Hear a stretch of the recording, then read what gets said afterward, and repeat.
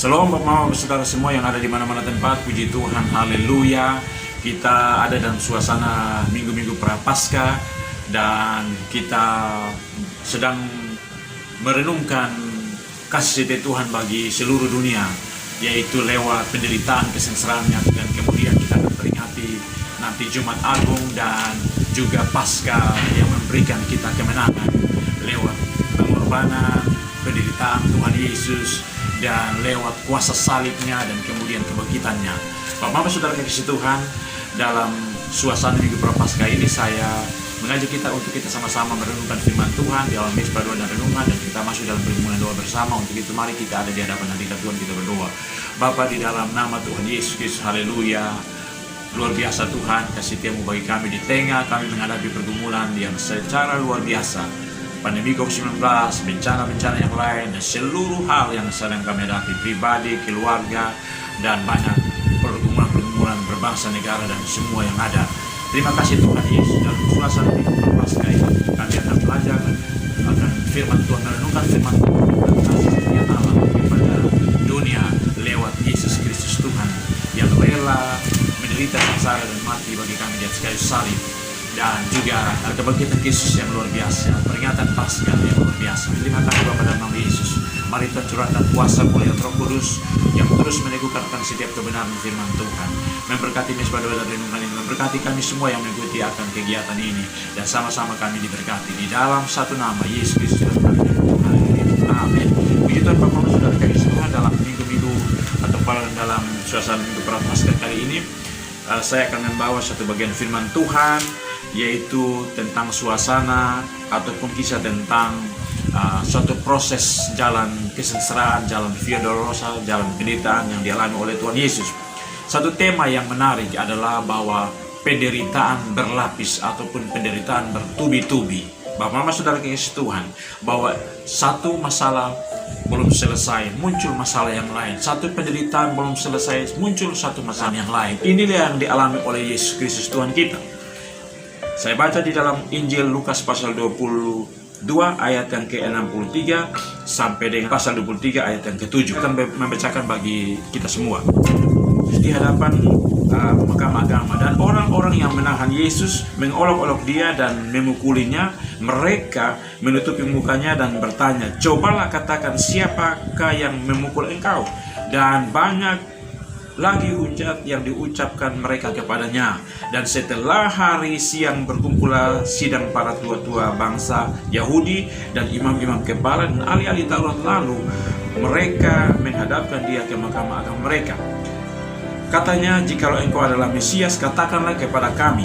Jawab Yesus, "Sekalipun aku mengatakan kepada kamu, namun kamu tidak akan percaya. Dan sekalipun aku bertanya sesuatu kepada kamu, namun kamu tidak akan menjawab. Mulai sekarang Anak Manusia sudah duduk di sebelah kanan Allah yang Maha Kuasa." Mereka semua, "Kalau begitu engkau anak Allah?" Jawab Yesus, "Kamu sendiri mengatakan bahwa akulah anak Allah." Lalu kata mereka, "Untuk apa kita perlu kesaksian lagi? Kita ini telah mendengarnya dari mulutnya sendiri." Yesus dihadapkan Pilatus, lalu bangkitlah seluruh sidang itu, dan Yesus dibawa menghadap Pilatus. Di situ mereka mulai menuduh dia, dan katanya, "Telah kedapatan oleh kami bahwa orang ini menyesatkan bangsa kami dan melarang membayar pajak kepada kaisar, dan tentang dirinya ia mengatakan bahwa ia adalah Kristus." Terus bertanya kepadanya, "Engkaukah raja orang Yahudi?" Jawab Yesus, "Engkau sendiri mengatakannya." Kata Pilatus kepada imam-imam kepala dan seluruh orang banyak itu, "Aku tidak mendapati kesalahan apapun pada orang ini." Tetapi mereka makin kuat mendesak. Katanya, "Ia menghasut rakyat dengan ajarannya di seluruh Yudea. Ia mulai di Galilea dan sudah sampai ke sini." Ketika Pilatus mendengar itu, ia bertanya, "Apakah orang itu seorang Galilea?" Dan ketika ia tahu bahwa Yesus seorang dari wilayah Herodes, ia mengirim dia menghadap Herodes yang ada waktu itu ada juga di Yerusalem. Bapak saudara kasih Tuhan, ini satu bagian ataupun bahan renungan firman Tuhan di minggu Prapaskah bagi kita, yang tentu sudah dihotbahkan, sudah disampaikan perenungan ini oleh banyak hamba Tuhan.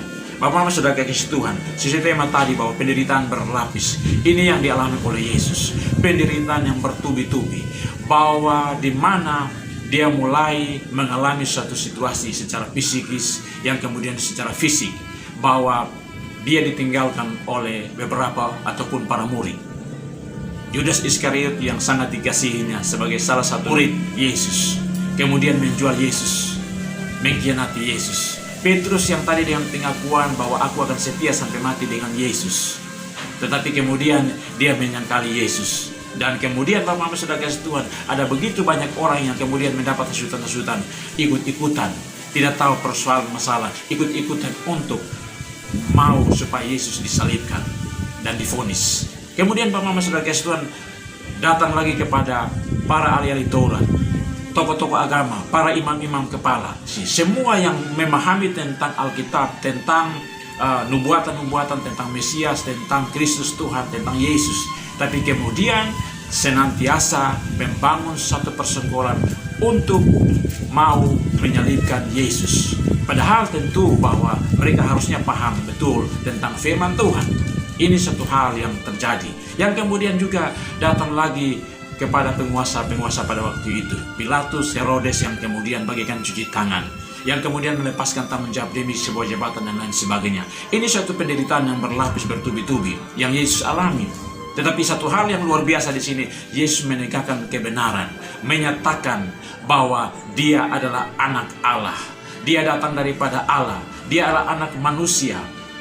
Yang tentu di sini meyakinkan, menegaskan kepada semua bahwa Dialah juru selamat dunia. Bapak Ibu Saudara kasih Tuhan, tentu di dalam suasana seperti ini, penderitaan demi penderitaan, kesenangan yang tadi saya bilang tema, penderitaan berlapis dialami oleh Yesus. Tetapi yang luar biasa, Yesus mampu dan menyelesaikan semua, menuntaskan itu di kayu salib. Haleluya.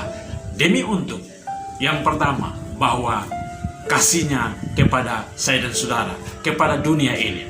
Yohanes 3:16 firman Tuhan berkata, karena begitu besar kasih Allah ke dunia ini, sehingga Ia telah mengurniakan anaknya yang tunggal, supaya setiap orang yang percaya kepadanya tidak binasa, melainkan beroleh hidup yang kekal. Haleluya. Bahwa seluruh penderitaan yang berlapis yang Yesus alami ini, Dia menjalani itu karena demi mengasihi umat manusia, mengasihi akan ciptaannya, mengasihi akan saya dan saudara. Dia mengasihi kita. Bagi kita yang percaya, kita memperoleh kasih karunia, kehidupan kekal menjadi bagian kita. Yang kedua, Bapak Ibu Saudara kasih Tuhan, bahwa Yesus menjalankan semua itu, dalam mengalami semua itu, menerima semua risiko penderitaan yang bertubi-tubi itu, penderitaan yang berlapis itu, karena untuk melakukan kehendak Allah. Misi besar Allah adalah dunia harus diselamatkan, karena setiap umat manusia telah berdosa, tidak ada satupun yang didapati benar. Menurut Roma pasal 3 ayat 23, manusia sudah kehilangan kemuliaan Allah, dan tentu dari pihak Allah yang harus menyelamatkan. Dan untuk itu Yesus menjalankan kehendak Bapaknya, kehendak Allah, padahal Dia adalah Allah yang telah menjadi manusia. Dan Bapak Ibu Saudara kasih Tuhan, tentu kita masih tetap ikuti kisah Taman Getsemani, bagaimana Yesus bergolak secara manusia. Dia mau kalau bisa cawan ini lalu daripada dia, tapi kemudian dia menyadari bahwa kehendak Bapa harus dijalankan. Dia datang dan berdoa sampai piluhnya bagikan tetesan darah jatuh ke tanah. Dia mengatakan bahwa biarlah kehendak Bapa yang terjadi. Itu yang kedua, Bapak Ibu Saudara kasih Tuhan, sehingga dia mengalami penderitaan terlapis ini, dia terus berjalan untuk menyelesaikan menyentuh itu demi keselamatan umat manusia dan saya dan saudara. Yang ketiga, Bapak Ibu Saudara, wujud kerendahan hati, wujud merendahkan hati, merendahkan diri. Itulah yang memampukan Yesus untuk menjalani, menuntaskan suatu pergumulan yang berat ini, yang bertubi-tubi, yang berlapis ini. Yaitu kalau kita membaca dalam Filipi 2, dikatakan bahwa Dia setara dengan Allah, tetapi Dia turun serendah-rendahnya menjadi hamba sebagai manusia. Dan kemudian dalam wujud kerendahan itulah Dia rela mati di atas kayu salib bagi Bapak, saya dan saudara. Haleluya, luar biasanya pengorbanan Tuhan Yesus bagi saya dan saudara. Sehingga kita mengalami berbagai macam persoalan, beban COVID-19, bencana sana, kita mengalami kehilangan saudara kita oleh karena virus corona dan lain sebagainya, persoalan beban bertubi-tubi. Kita ingat bahwa Yesus telah menanggung semua. Dia telah menyelesaikan semua. Dia telah memberikan kemenangan, jaminan keselamatan bagi saya dan saudara. Bapak saudara kasih Tuhan. Yang kemudian yang keempat adalah dia setia dan taat sampai mati di atas kayu salib. Haleluya. Dalam proses penderitaan ini dialami, dia bertubi-tubi tetapi dia tetap setia dan taat. Firman Tuhan tadi di dalam Filipi 2 berkata, dalam firman Tuhan dikatakan bahwa dia pada saat dia merendahkan diri, padahal dia adalah Allah, dia adalah Tuhan, dia sebagai manusia. Kemudian dia merendahkan diri dan dia taat dan setia sampai mati di atas kayu salib. Karena kesetiaan itulah maka saya dan saudara diselamatkan. Ada jaminan untuk saya dan saudara memperoleh kehidupan kekal, memperoleh suatu jaminan hidup, memperoleh perlindungan di saat kita mengalami goncangan, badai, tantangan, persoalan apapun yang kita hadapi. Ingat bahwa firman Tuhan juga berkata dalam 1 Korintus 10 ayat yang ke-13, pencobaan-pencobaan yang kita alami adalah pencobaan-pencobaan biasa. Allah tidak mengizinkan pencobaan itu melampaui kekuatan kita. Pada saat kita mengalami pencobaan, Allah memberikan jalan keluar dan solusi. Contoh kisah Yesus penderitaan berlapis ini, disitulah Allah menyatakan kuasa dan kemuliaannya. Dia setia sampai mati bagi saya dan saudara yang sekali salib. Yang kelima, Bapak Mas Saudara sekalian, bahwa pada saat penderitaan bertubi yang dia hadapi itu segala macam, dia sampai selesai itu, sampai tuntas di atas kayu salib, dia tetap berpegang teguh pada satu kehidupan, satu proses, dan dia tetap berdiri tegak sebagai pemenang dan menunjukkan itu bahwa dialah sang juru selamat dunia. Tetap berpijak, berteguh di dalam persekutuan dengan Bapaknya, dengan Allah sang pencipta langit dan bumi. Padahal dia adalah Allah itu sendiri yang telah menjadi manusia untuk menyelamatkan saya dan saudara. 1 Korintus 15 ayat 58. Karena itu jangan kau tetap teguh dengan Tuhan, karena persekutuanmu dengan Tuhan, jerih payahmu tidak akan pernah sia-sia. Haleluya. Bapak saudara kasih Tuhan, di minggu-minggu prapaskah ini, dalam suasana seperti ini, mari kita merenungkan betapa besar kasihnya setia Tuhan bagi saya dan saudara. Dia mengasihi kita, dia melakukan kehendak Bapa. Allah misi besar menyelamatkan dunia. Dia rela untuk merendahkan diri, untuk mengabaikan kesetaraan dia sebagai Allah, dia sebagai manusia hina dina, untuk merasakan suka duka bersama saya dan saudara, bersama kita semua, menyelamatkan saya dan saudara, membawa kita untuk masuk dalam kemenangan besar. Yang kemudian dia setia dan taat sampai mati di atas kayu salib, luar biasa. Dan kemudian dia tetap teguh di dalam satu komitmen untuk terus menjalankan itu, karena dia tahu inilah satu karya yang dia buat untuk dunia, semua umat manusia, saya dan saudara diselamatkan, diteguhkan. Haleluya, Bapak saudara Tuhan. Kiranya lewat perenungan yang sederhana ini membawa kita untuk kita melihat kasih dia Tuhan, dan di tengah masalah persoalan kita hadapi, bagikan bertubi-tubi, bagikan berlapis-lapis ini, tetap kita setia untuk mengasihi Tuhan, setia untuk mewujudkan kasih setia Tuhan kepada sesama kita, tetap untuk bagaimana kita hidup untuk terus merendahkan hati. Sekalipun kita hebat, kita punya kemampuan finansial, jabatan, ingat bahwa semua itu untuk kita melakukan kemuliaan Tuhan. Yang kemudian kita tetap setia di tengah apapun kondisinya. Jangan kita ingkar janji, jangan kita ingkar akan iman kita kepada dia Tuhan sang juru selamat yang telah rela mati bagi saya dan saudara. Yang kemudian tetap teguh di dalam pergumulan, di dalam doa, mesbah doa, merenungkan, membaca firman Tuhan, memperkatakan, menyatakan kepada dunia, dialah satu-satunya juru selamat, dan pasti kita memperoleh kemenangan. Haleluya, Bapak saudara. Jangan kita kemudian seperti Petrus dan Yudas yang kemudian mengkhianati Tuhan Yesus, tapi kemudian dia menyesal, tidak ada guna.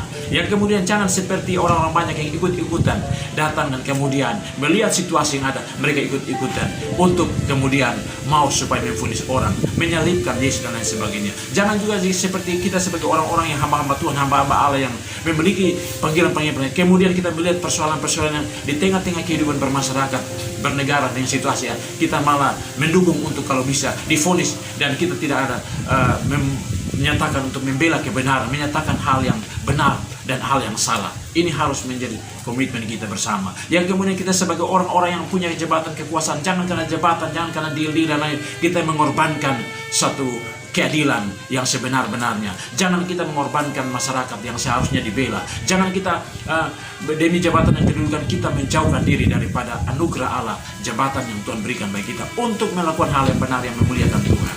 Mari Bapak saudara sekalian, kiranya ini semua lewat renungan firman Tuhan yang saudara ini menjadi berkat bagi Bapak Mama, saya dan saudara. Dan mari kita ada di hadapan hadirat Tuhan, kita berdoa. Ya Allah ya Tuhan kami Bapa, di dalam nama Tuhan Yesus, terima kasih atas segala firman Tuhan yang sangat luar biasa, kisah penderitaan Yesus yang berlapis bertubi. Tentu semua itu karena kasih-Nya kepada dunia ini. Terima kasih Tuhan atas segala kasih setiap penderitaan buat kami. Kiranya semua ini akan membawakan untuk di tengah situasi kesukaran kesulitan apapun yang kami hadapi, kami tetap hidup untuk menjalankan setiap kehendak Tuhan. Membaca, mendengarkan, merenungkan, memperkatakan firman Tuhan itu siang dan malam, dan terus hidup dalam suatu kehidupan benar, bertobat dan memuliakan Tuhan. Hidup di dalam membangun suatu kehidupan persekutuan dengan Tuhan. Hidup terus untuk terus tetap teguh dengan Tuhan. Kami percaya kemenangan Tuhan siapkan bagi kami. Kalau Yesus telah tuntas selesai mengalahkan segala sesuatu dan menuntaskan di atas kayu salib, kami percaya kami memiliki satu kuasa kemenangan itu bagi kami. Haleluya. Terima kasih Tuhan, berkati akan semua kami lewat firman Tuhan. Dan setiap pergumulan beban personal yang sedang kami hadapi, apapun itu pribadi, rumah tangga, beban-beban yang kami, kehidupan kami, kehidupan sosial, kehidupan berbangsa negara, Tuhan campur tangan.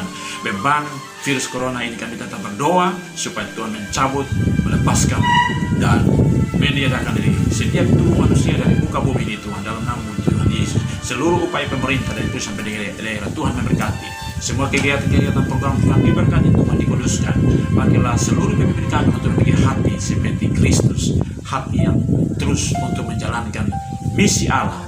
Bagaimana umat manusia kesejahteraan itu boleh dapat dijalan dalam kekuatan kuasa Tuhan. Tuhan bagi seluruh penginjilan, pemberitaan kesaksian seluruh hamba Tuhan yang melayani, pakai sebagai alat berkat untuk terus menyatakan kebenaran firman Tuhan di tengah situasi dan kondisi seperti ini. Dan semua kami sama-sama diberkati supaya amanat agung Tuhan harus dijalankan, dituntaskan, yaitu semua bangsa harus menjadi murid Yesus. Terima kasih Tuhan, terima kasih atas seluruh situasi pergumulan kami. Dan ada begitu banyak beban persoalan Tuhan dapati. Apapun itu Tuhan, kami percaya. Entah sakit penyakit, dipulihkan, disembuhkan dalam nama Yesus. Entah itu beban persoalan hidup, apapun bentuknya, ada jalan keluar, ada solusi, ada pemulihan. Dan apapun menjadi beban pergumulan, Tuhan tahu setiap itu semua. Ulurkan tangan kasih-Mu Tuhan, memberi pertolongan. Karena Engkau sumber pertolongan. Terima kasih Tuhan, ini sembahyang doa kami, misbah dan renungan. Tuhan memberkati, menguduskan, menjadi berkat bagi kami. Terpuji nama-Mu dalam satu nama Yesus Kristus Tuhan kami berdoa. Haleluya. Amin. Puji Tuhan Bapak, Saudara, kasih Tuhan. Demikian dalam misbah doa dan renungan, dan kita akan berjumpa pada waktu berikut. Dan selamat menjalani minggu-minggu Prapaskah, dan selamat menyongsong Jumat Agung dan Paskah yang memberi kita kemenangan. Di dalam nama Yesus Tuhan memberkati saya dan saudara. Puji Tuhan. Shalom.